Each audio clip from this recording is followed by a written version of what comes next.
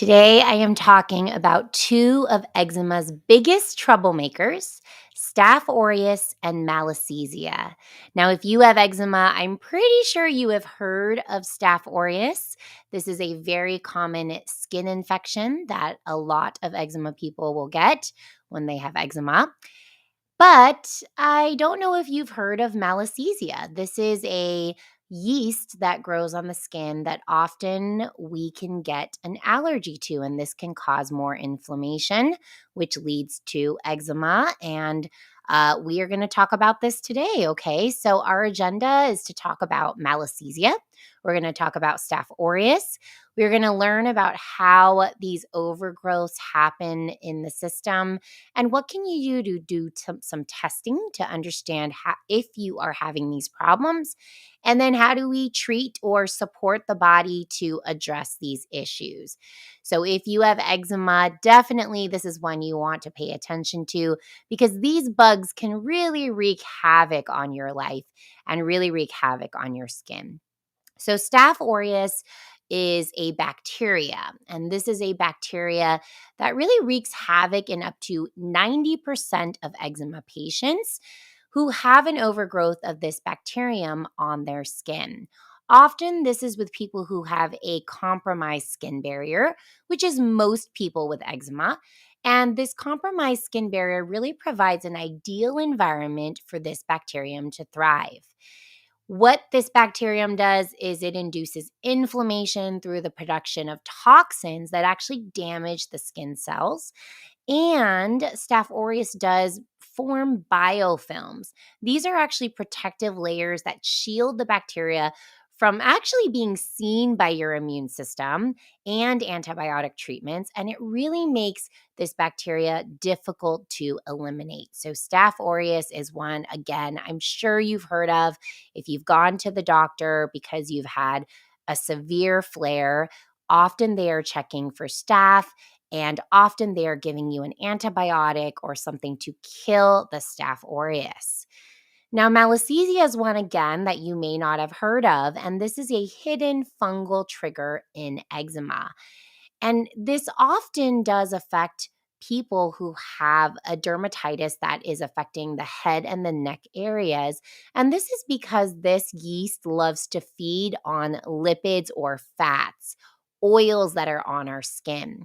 We often have a lot of these on our scalp and on our neck and head areas. And so, this can be something that if you notice that your eczema is really in these areas of your head and your neck, this could be something that you want to look into.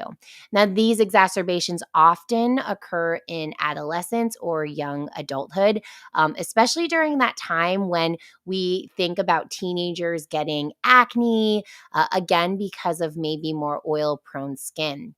If you have lesions that are resistant to treatment, this may also be something to think about. And often people do have associated atopic diseases like asthma or allergic rhinitis as well. Now, what happens is this overgrowth of Malassezia can actually trigger an immune and allergic response. And we see this allergic response in about 5 to 27% of children and 29 to 65% of adults. These people are testing positive for IgE antibodies to Malassezia, and this is something I often test in my practice. Other things that can exacerbate Malassezia are excessive sweating. Okay. So if you are someone who sweats a lot and then you're getting so itchy because of that sweat, we also want to think about that Malassezia allergy that leads to those flare ups while you're sweating. So again, this is a hidden yeast that often we just don't know about. If you have a type of eczema called seborrheic dermatitis, then you might know a little bit more about this because it is one of the leading causes of seborrheic dermatitis is an overgrowth of Malassezia. And maybe you have not been identified as having seborrheic dermatitis, but this still could be a problem for you, okay? So even if people are saying, "Oh, you just have eczema," and they haven't mentioned the word seborrheic dermatitis or sebderm, this is still something that we may want to consider. So when people do have eczema and they specifically have it a lot on the head and neck areas, I do like to test for this allergy to Malassezia. Okay, so how does Staph aureus and Malassezia overgrowth happen? Well, what I have depicted here is an apple and a donut. Well, you guessed it. These bugs love to eat sugar, and especially those added sugars that we might find in a donut. And so, a diet high in sugar and inflammatory foods like gluten and dairy can actually trigger and feed these bugs in our system, in our guts, and that actually does contribute to those bugs overgrowing on our skin as well too. A compromised skin barrier, as we mentioned before. Now, this, of course, can be a genetic issue, but it can also be something that happens because we are using toxic products, because we are wearing synthetic clothing instead of, let's say, organic cotton, organic bamboo clothing. That can also trigger, inflammation at our skin, which causes us to have a compromised skin barrier. Maybe we're using toxic products as well. Then, of course, a poor microbiome overall in the gut can also lead to a poor microbiome on the skin. And, of course, using antibiotics and then other reasons for poor microbiome health, including, if your child was born via C section, if your child had to use antibiotics, at birth, all of these can play a role in the microbiome. And that diet high in sugar plays a role in that microbiome health as well, too. If you are sweating a lot, if you live in a warm environment or a very warm and humid environment, you may be more prone to this. And if you just have very oily skin, or if you're someone who puts a lot of oils on your skin, this could feed the Malassezia. Now, this is where you have to think about what are the root causes of your eczema when you're thinking about what kind of topicals to put on your skin. Because if you do have a Malassezia problem and you use a lot of oils, you might actually notice that you're seeing more problems. So some people with eczema do really well with the more oil-based moisturizers, and then some people don't do well. If you're one who doesn't do well with the oil-based moisturizers and you notice that your skin flares more when you use oil-based moisturizers, you may want to think, I might need to look into Malassezia and think about the yeast on my skin.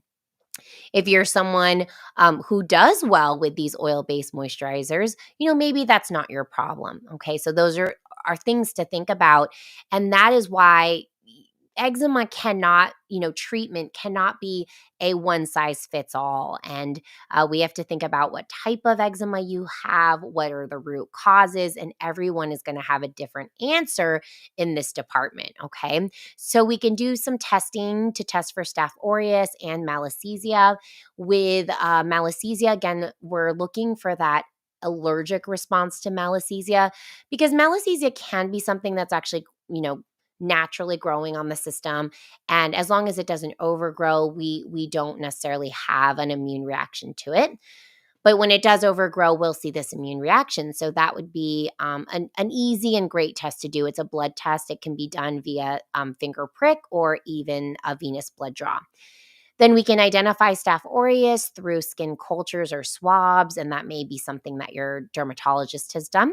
And then overall microbiome testing can be really helpful too. We can do skin microbiome testing, we can do gut microbiome testing, and both can be helpful to understand the health of the microbiome. So, how do we manage these microbiome imbalances in an eczema case? Well, first and foremost, we have to think about the diet. And one of the biggest things that I want you to think about is sugar. Sugar, sugar, sugar. Sugar is going to feed these microbes, and it is going to cause inflammation in your body overall.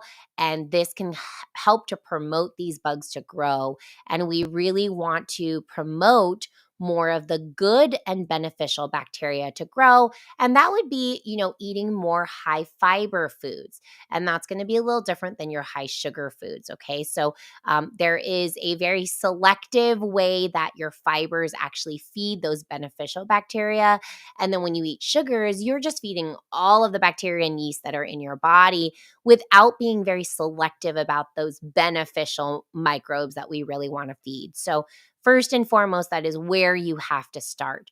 You have to maybe think about sweat management. Maybe you have to think about, where you're living and, really for the moment while we're working on things, lowering the sweat for right now. Now, sweat is something I love and I want you to sweat, but right now while you have that, inflammatory response, especially if it's Malassezia, then we might want to manage that sweat for the moment. And a lot of you might know that is that you're trying not to sweat because you know it exacerbates your symptoms.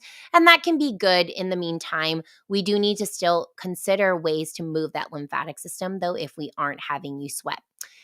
If you are having bugs growing on your skin, barrier of your skin can be compromised. And so we do want to think about barrier repair. Again, there's a lot of ways we can do this. And if you have Malassezia, we have to do that a little differently from if you have, more of a staph problem. If you have neither of these problems, then we want to do something different as well. So we just need to think about that. Do we promote the barrier from internal with your diet, with supplements? Do we promote it from external? And I like to do all of the above, but then I have to know, what is the root cause of the eczema to understand what kind of barrier repair we need to do. I do use antimicrobial and antifungal treatments, but I personally, as a naturopathic doctor, like to use natural ways of addressing the microbiome, either internally in the body or topically. And then I do like both internal and topical probiotics as well. So this is really, understanding that the more beneficial bacteria we have, the less Malassezia and staph will be able to grow. So, they really compete against those bacteria and yeast that we don't want to grow. So, this is a little bit about how we would assess the situation and decide, what are the most appropriate treatments. Again, it's not a one size fits all. So we really have to understand why you have eczema, and everyone's answer is going to be different. Okay. Now, you could also have both of these bugs, staph and Malassezia, unfortunately. And sometimes I do like to layer topicals and internal treatments, kind of addressing both of those. At Clean Body, we have a CleanSKIN Topical Kit that has something that specifically addresses Staph aureus called hypochlorous acid. It also has a probiotic and a skin barrier repair called CleanSKIN Protect. This is really great if you think you have more of a staph issue. And again, up to 90% of people with eczema do. So the CleanSKIN Topical Kit is great for that. If you have more of a Malassezia problem, then the products in the CleanSKIN Topical Kit, all of them might not be perfect for your situation. We might want to think about more anti-yeast, antifungal products. So I do like the Nutribiotic Skin and Wound Spray, for example, which has grapefruit seed extract and tea tree oil if you tolerate those things. I like to avoid oils on the skin. I like to use more sprays and water-based treatments instead, and really work on that internal environment. So, we really like to think about that. What is the root cause? We really have to keep asking ourselves that. And if whatever you're doing is not working, you might actually be addressing, the wrong thing or the wrong root cause. So we really need to figure that out. All right. Well, if you have eczema, I'm hoping that this has helped you, because I think this is where I see some problems. People will come and they've been using oils on their skin and they just keep getting itchy every time they use those oils. Then they tell me that their eczema is on their face and their neck, and I see these pictures. And then they tell me every time they sweat, they're so super itchy. And I'm like, okay, we got to stop using the oils. We have to find something different, water-based treatments, etc. Or I might find somebody who is, basically just taking antibiotic after antibiotic for Staph aureus. And I say, okay, let's try topicals. Let's try some natural things to address those bacterial infections rather than continuing to just kind of kill the bugs. Let's go ahead and promote a good microbiome, is something that we might want to work on. So understanding this is really important, and hopefully this has helped you. If you are interested in learning more, I did write a blog about this, so definitely check out the blog. And if you do have eczema and you want to dive into the root causes, you want to understand maybe a little bit about what the root causes are for you, definitely check out our free root cause assessment. It takes only 3 minutes. Fill it out and you can kind of see what the issues might be for you.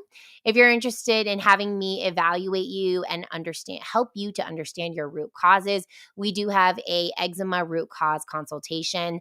You can use the code IG10 to get 10% off. We do have a money back guarantee on the consultation, and you can either DM me or go to the link in my bio to book that. All right.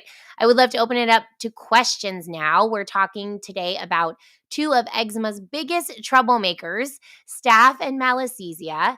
So if you have any questions, please go ahead and type into the chat box now. I am happy to answer any and all questions. And let me just see if anybody has written any questions thus far.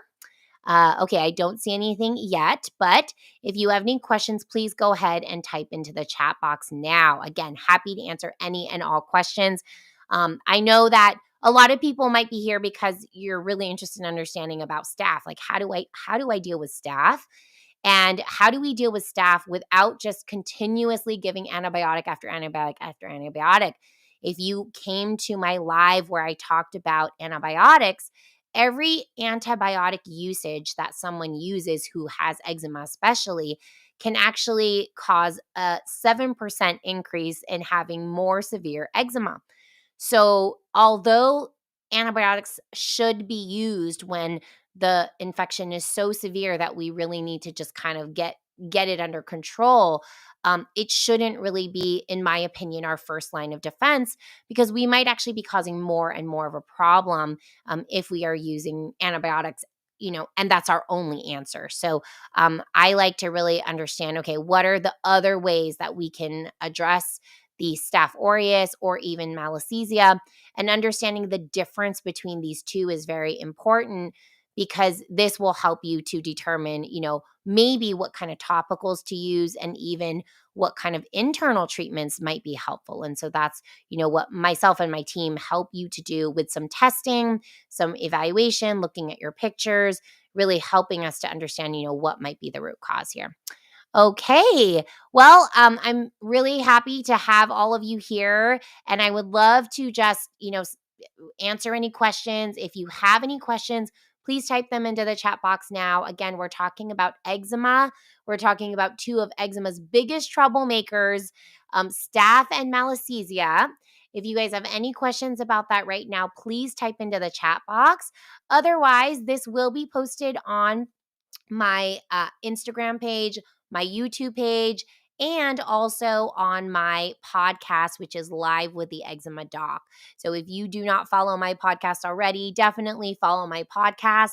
Every week, I am releasing more information about eczema. So if this is something that you are dealing with, definitely tune in. And, I give you all the support you need on a weekly basis here, and I'm happy to answer any and all questions. All right. Well, I do not see any questions coming through. So thank you so much for joining me today. And if you do end up having any questions, definitely just reach out and DM me. I'm happy to answer any questions that might occur for you at any point. And so just DM me if you think of anything. All right. All right, everyone. Well, have a great weekend, and I will see you next week. And really, I hope that everything we talked about here is helping you on your journey to clean skin. All right. Thanks, everybody.